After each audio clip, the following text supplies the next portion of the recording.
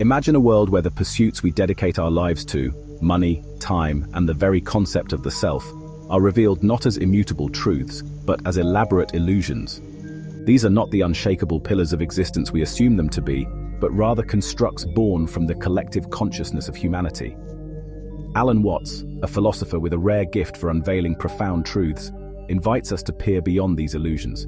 He challenges us to question the very foundations of modern life, urging us to dismantle the assumptions that bind us and discover a deeper, freer way of being. Take, for example, money. On the surface, it seems indispensable, a universal metric for success, security, and power. We chase it relentlessly, shaping our lives around its pursuit, often at great personal cost. But what is money really? At its core, it is a symbol, a token imbued with value only because we collectively agree to treat it as such. Watts exposes the paradox of this shared illusion. Money, which is meant to serve as a tool for exchange and convenience, has become the master of our lives. The tragedy, Watts argues, lies not in the existence of money itself, but in how we have allowed it to enslave us. In our pursuit of wealth, we trade our energy, health, and happiness for an abstraction. We sacrifice irreplaceable moments of life for the mirage of material gain, mistakenly believing that money is synonymous with fulfillment. Stripped of its imposed significance, money is not life.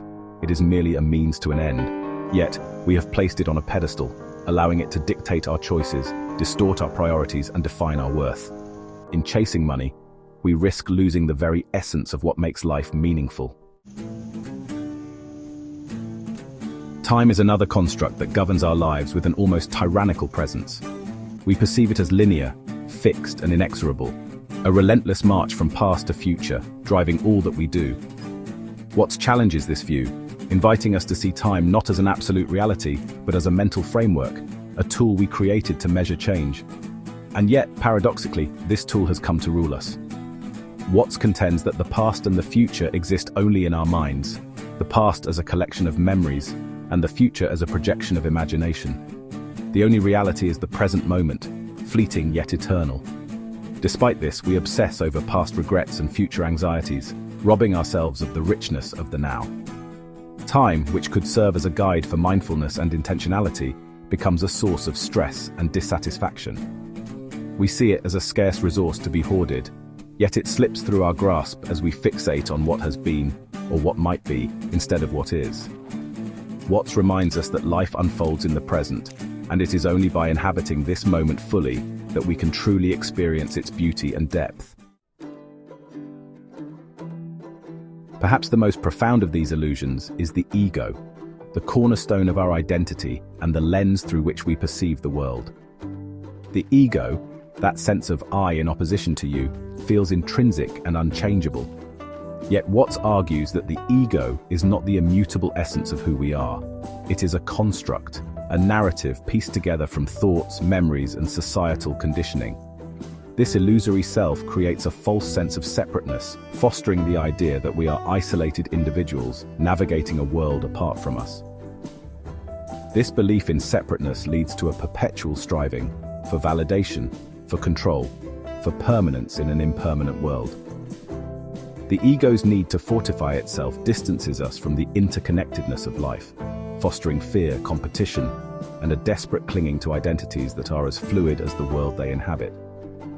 Watts challenges us to see through this illusion, to recognize that the self is not an isolated entity but part of a vast, interconnected whole. Watts does not advocate for the rejection of these constructs, money, time, ego, but for a deeper understanding of their nature. They are tools, not truths, useful when understood, destructive when mistaken for ultimate realities. The problem lies not in their existence but in our attachment to them, in our belief that they define our worth and determine our lives. Imagine a life where money serves its true purpose, as a utility rather than a master, where time is not a source of stress but a framework for presence and appreciation, where the ego is not an adversary but a companion, acknowledged but not allowed to dominate. Watts suggests that liberation lies not in abandoning these constructs but in transcending them, seeing them for what they are and choosing to live beyond their confines. At the heart of Watts's philosophy is a call to awaken. This awakening is not mystical or esoteric. It is the simple yet profound act of seeing reality as it is. It is recognizing that the past is gone, the future is unwritten, and the self is not separate from the whole.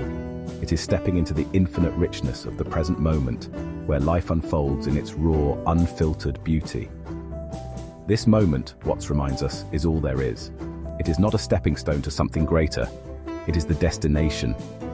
In embracing the now, we free ourselves from the tyranny of time, the grip of money, and the illusion of ego. We discover that fulfillment does not lie in accumulation or achievement, but in the experience of being fully, deeply, and authentically alive. As you navigate your days, consider this. Are you living for symbols, or are you living for life itself? Are you chasing illusions, or are you awake to the miracle of being?